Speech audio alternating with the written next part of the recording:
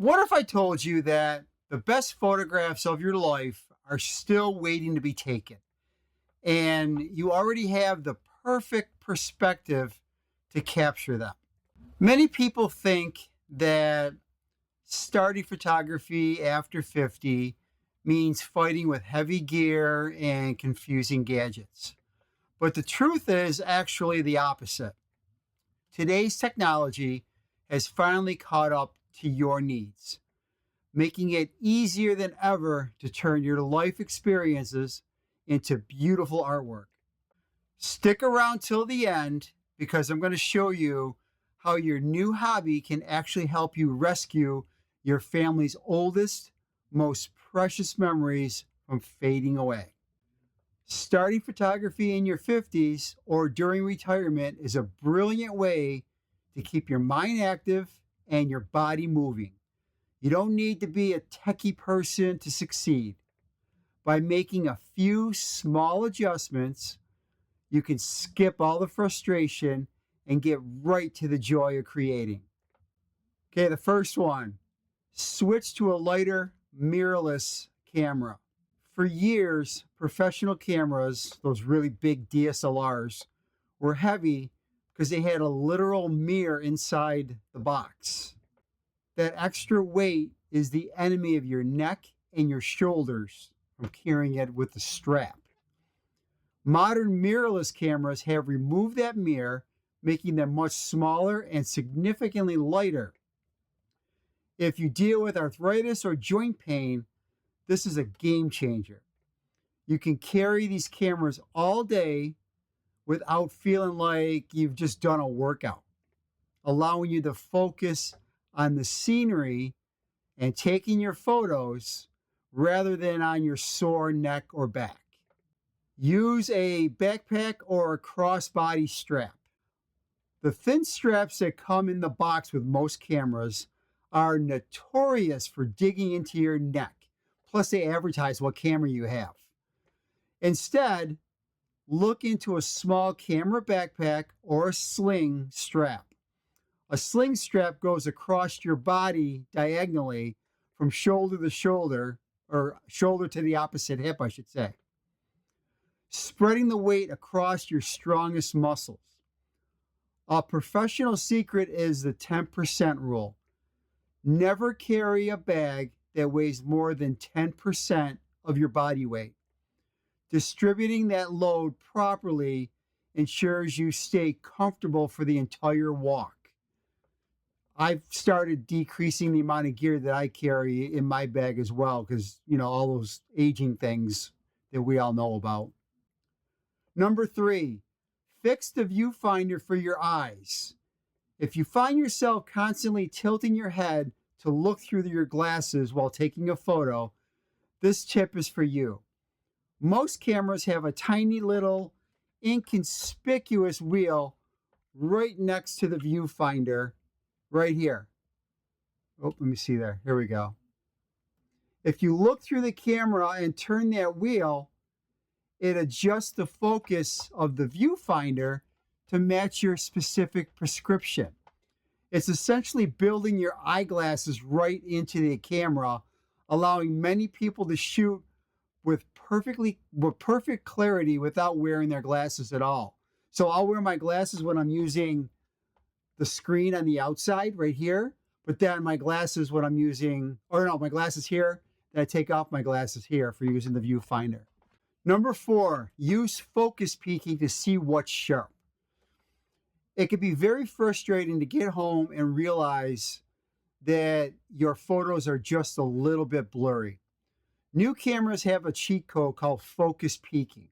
When you turn this on, the camera looks at the scene and highlights the sharpest edges with bright colored lines, usually red or yellow, but I know mine is set for green, so it all depends on your camera. If you see the red lines on your grandson's eyes or the petals of a flower, you know with 100% certainty that the photo is sharp before you even pull the trigger.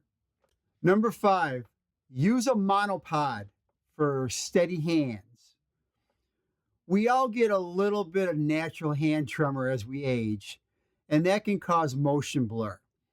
While a tripod has 3 legs, but it can be very bulky, a monopod is one single pole. Think of it like a high-tech walking stick for your camera. Here's one right here. And I have, this one is a panorama head that I have on here. And then I have the tripod legs on the bottom here. And basically, I can loosen this up right here. Where is it? There you go. I can loosen this up and I can move the monopod around. I can also take it up off the ball head, or I can fold these legs down, and then I can just put that on the ground right there. See if we can see that there. And then while that is like that, I keep my camera, it's nice and steady, okay, instead of trying to hold it. Monopods are incredibly light, but they give your camera a solid point of contact with the ground. This simple stick will give you the steady hands of a surgeon, and even if you're shooting in lower light. Number 6, look for guided menus.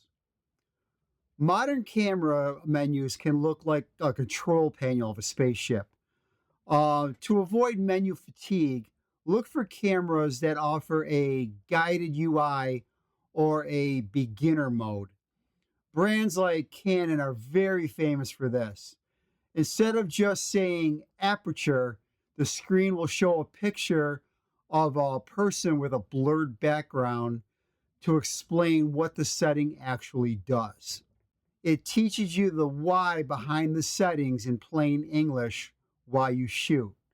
However, keep in mind, if you really want to use your camera and really take the advantage of all of it that it has, you want to learn to get into manual mode. Number 7, shoot during the pretty hours. You don't need expensive lights to get professional results. You just need to time your walks. The sun in the middle of the day is harsh and creates deep, unflattering shadows under the eyes. Photographers prefer the golden hour, that magical time just after sunrise or right before sunset. The light is soft, warm, and very forgiving on the skin. It's the easiest way to make your subject look 10 years younger without any editing. And then as you get better, then take on the challenges of midday sun or shooting in the shade or whatever. Number 8, use the 3-2-1 rule to save your work. The fear of losing digital files is real, but a simple system makes it impossible to lose your work. Follow the 3-2-1 rule.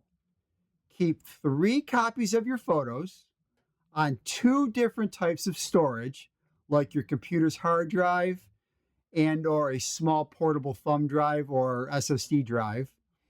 And then keep 1 copy in a different place, like a cloud storage, like using Google Photos or iCloud from Apple. This way, even if a computer breaks, your memories will be safe. But you have to remember to actually physically do the backups. Number 9, let AI do the hard editing. You don't need to spend hours learning complicated software. Modern apps like Luminar Neo or even the Basics photo app on your computer use artificial intelligence to do the heavy lifting. With 1 click, these programs can recognize a sky and make it bluer, or find a face and brighten it up. It takes the work out of the workflow, letting you see professional results of your vision instantly. Now, I do want to add a caveat here. While yes, there is a convenience to using presets and the auto button, in the long run, you will be better off learning to at least do basic edits. Okay, so what I suggest you do is most cameras you can set up to shoot in RAW and also JPEG at the same time. And if you have like a modern mirrorless camera, a lot of them have dual card slots. And if you do, you can save your raw files to one one SD card, and then the other type like JPEGs to the other SSD. That way you have both. Usually your JPEGs can be pretty much ready to post or get printed. And then the raw files, you'll have those so you can edit them later on as you get better with editing. Just because there's an auto button doesn't mean that you don't have to learn to edit. Take the time to learn to edit. Don't forget, photography is a process.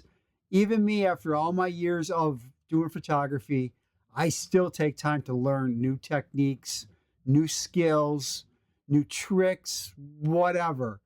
I'm still trying to figure it all out just to make myself better and take the best possible photo for myself as well as my clients. Number 10, stay safe and save your family history.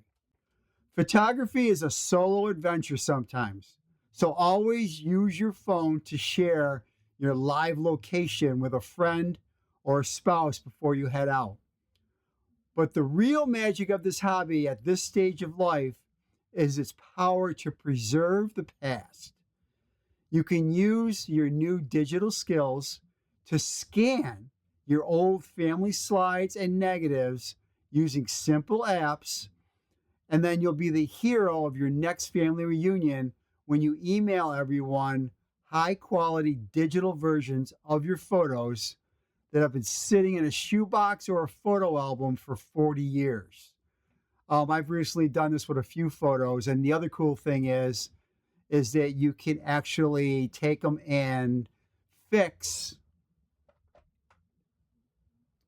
the any like scratches or folds, or you could convert black and white photos to color. Oh, the stuff that you could do now with AI is just amazing. So AI isn't necessarily a bad thing for photographers. So they're not out necessarily to steal your job.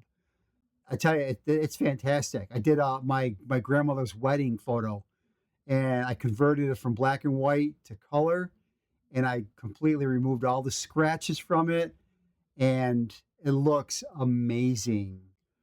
All right, we covered how to lighten your load with mirrorless gear, how to see clearly with diopter adjustments and focus peaking, and then how to stay steady with a monopod.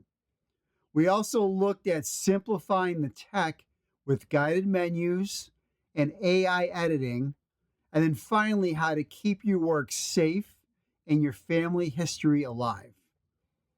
Photography over 50 isn't about mastering a machine.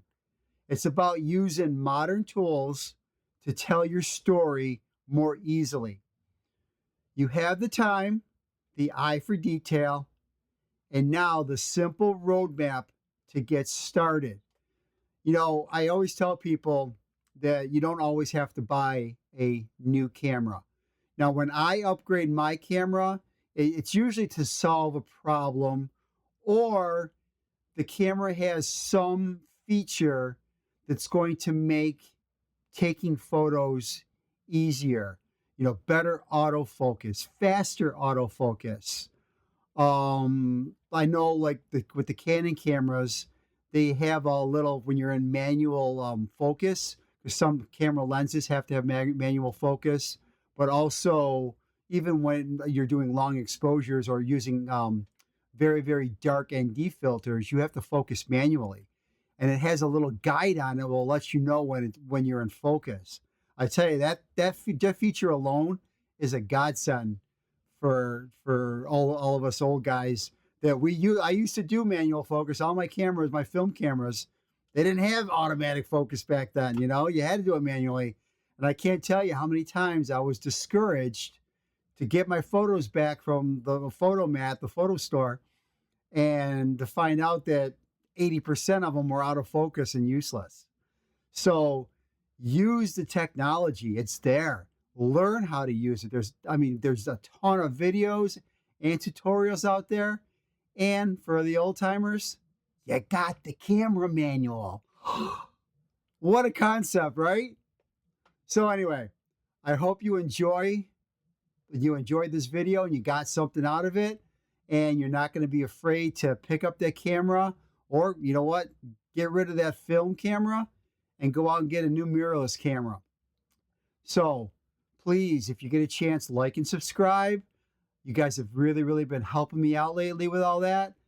And until next time, have a very blessed day, and take care, everyone.